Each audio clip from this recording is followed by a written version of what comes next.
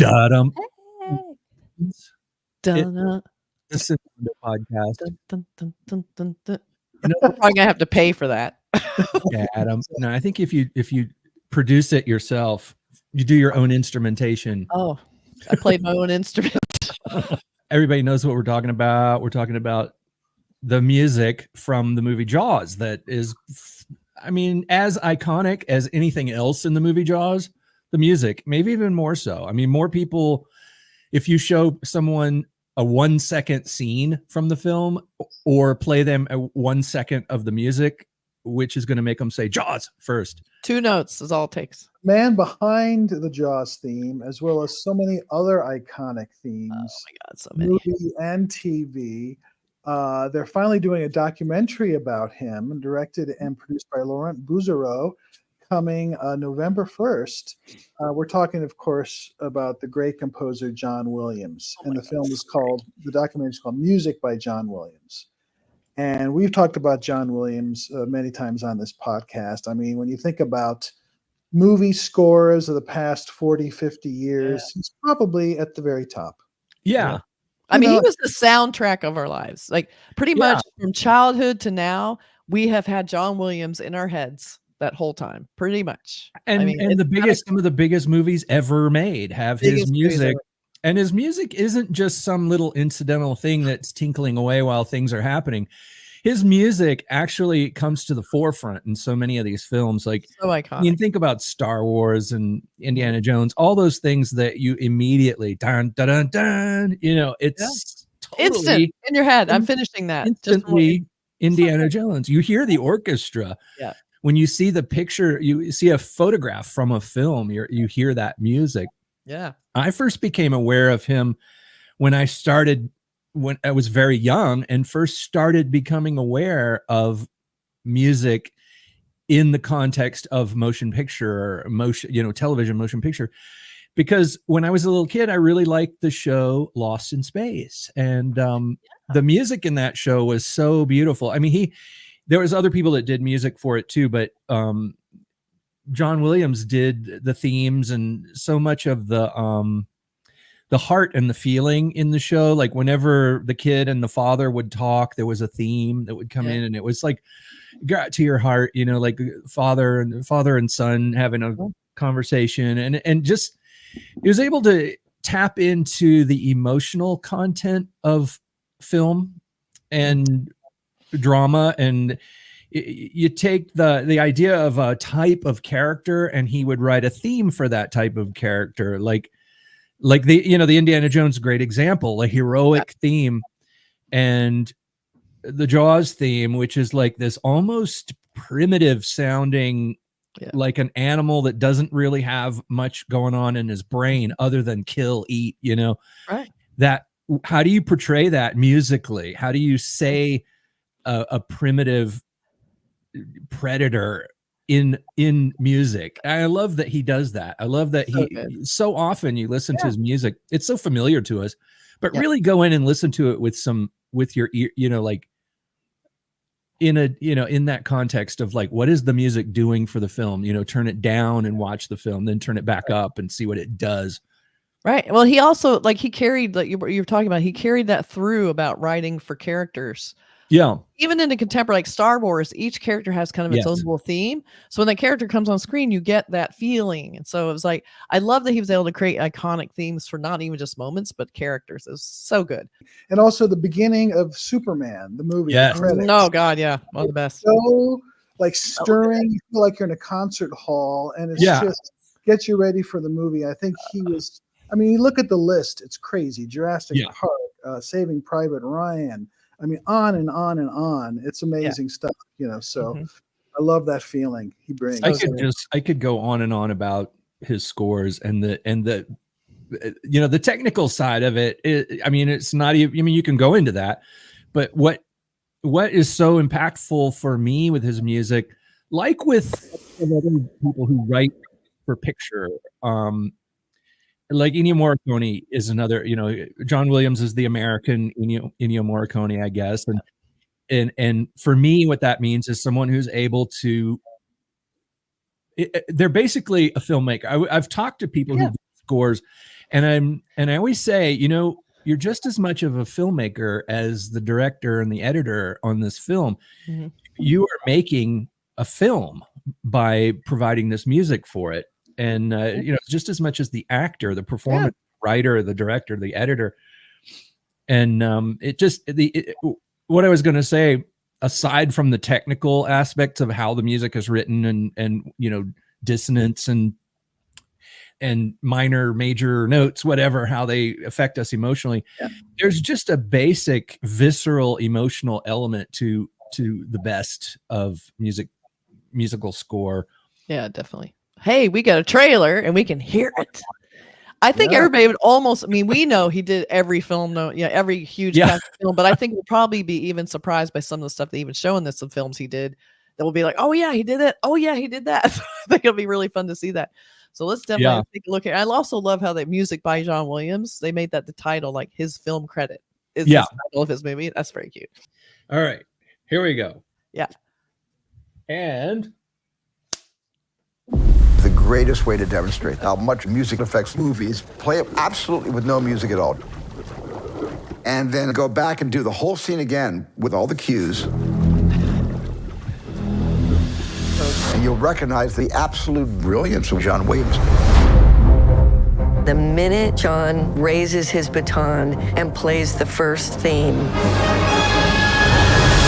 you just go, oh my God, here's another one. Star Wars basically would not be Star Wars without Johnny Williams' music.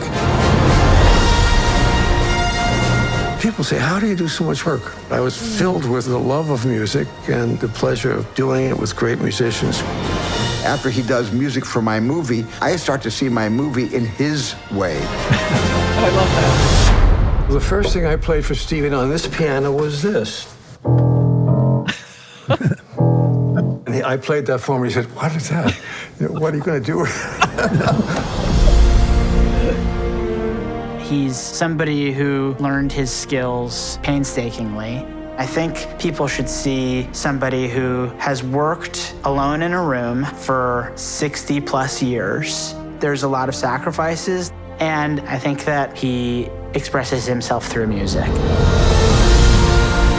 Music for a musician is like breathing. It supports us, sustains us, gives us energy. The fact that the same man wrote music for Star Wars, the Olympics, Poseidon Adventure, and Earthquake, he always finds a way to tap into the essence of what makes it moving or meaningful. The main reason I think it's important to celebrate him is just to say thank you for that amount of joy. He's always in a process of discovery. He finds a whole new way of telling the story musically each time. It's the purest form of art I've ever experienced from any human being. Music is enough for a lifetime, but a lifetime is not enough for music.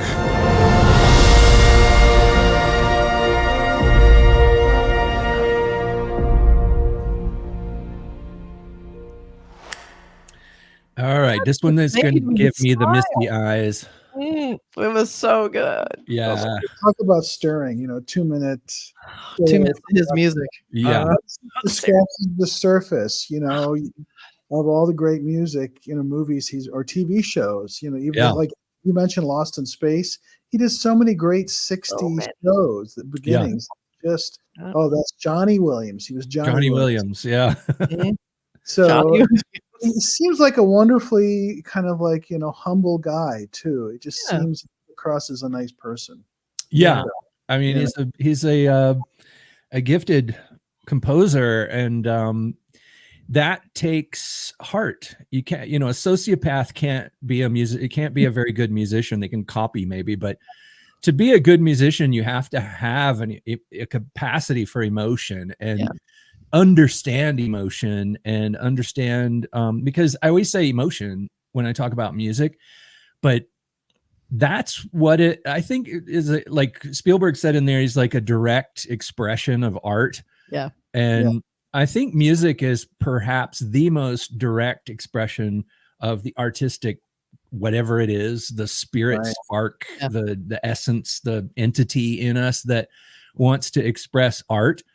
I think music is the quickest and most effective and most magical way of getting that across. Like you can magically change somebody's emotional state by playing a song. You can bring tears to my eyes by playing like basically 2 notes or 3 notes of something that pulls me back in time, or so music is super powerful. I could go on and on and on, but it's so powerful. Well, I mean, I felt very privileged to just see him sitting at his piano and kind of talking, and then him playing the 2 notes. Like, there's just something like, oh my God, I just feel like I got to see that. Like he's playing, That's and there's just something more intimate about, because he's always been projecting someone else's experience in a way by bringing his personality, his music, but you don't really get to see him. He's always been kind of the invisible guy behind these movies. So it's really great that we get this movie to like show us his work, how he does the work, his whole life, like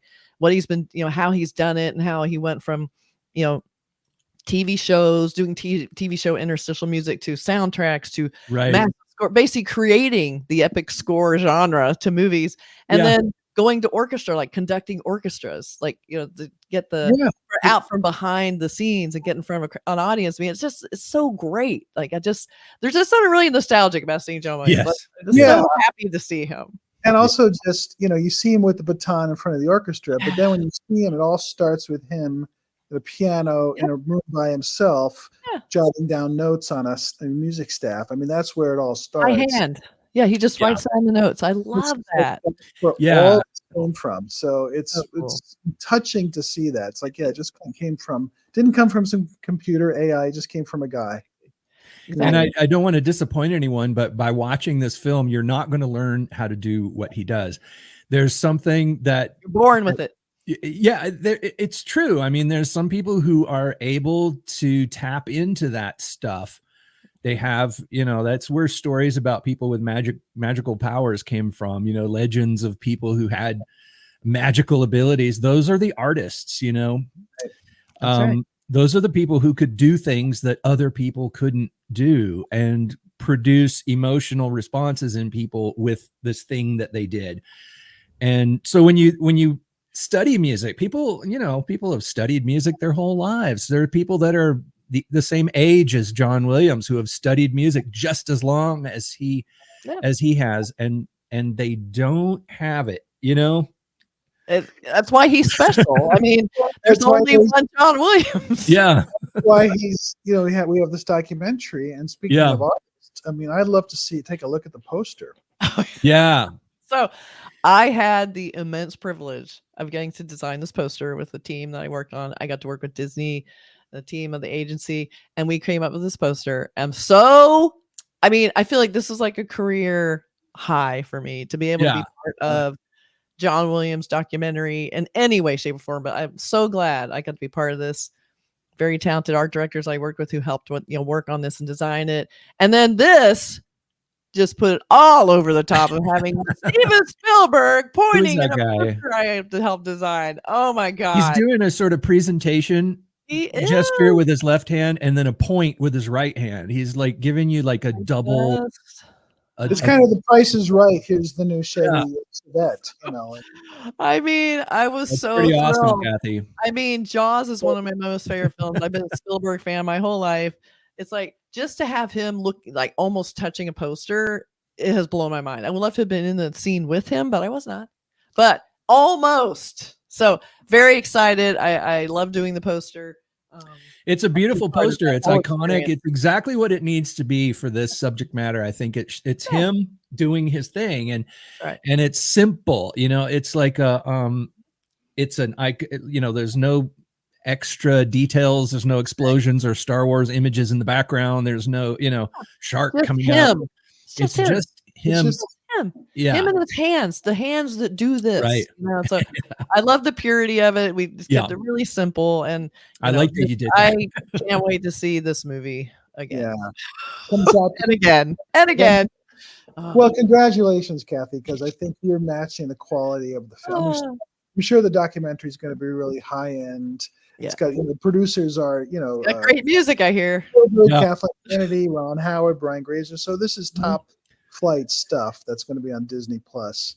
I feel like all his fans got to be part of this movie, and that's what's great about it too. I mean, just Yeah. even like Spielberg, he's like a giddy fan when he's talking about John Williams. Like he's so thrilled to be part of the John Williams family in a way. It's like it's Well, great. like what he said in there, he said something about I start making my movie, and then I hear the music, and then I start making the movie according to John Williams.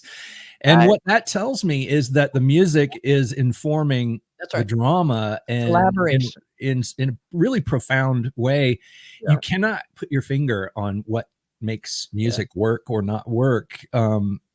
It will always be confusing and ambiguous. I know, but when you hear John Williams, it fills your heart. You just feel it. You just feel it goes right into your heart. It's like his stuff is so good. He is the master of this. I mean, so good. Yeah. It's something I think I'm going to watch multiple times. Yes, definitely. So put in the comments, what's your favorite John Williams score? Put in the comments what you think your favorite score is, because it's hard to pick. There's a lot. If you have a big TV, crank up the nice it. system, crank it up. You get Crank it up. Orchestra and do vibe. a double feature with that recent Ennio Morricone documentary that was so incredible. Yeah, so that's great music. So many good ones. Yeah. Music All right. by John Williams coming to Disney Plus on November 1st. Check it out. Right around the corner. All right. Yeah. Take care, everybody. Bye, everybody.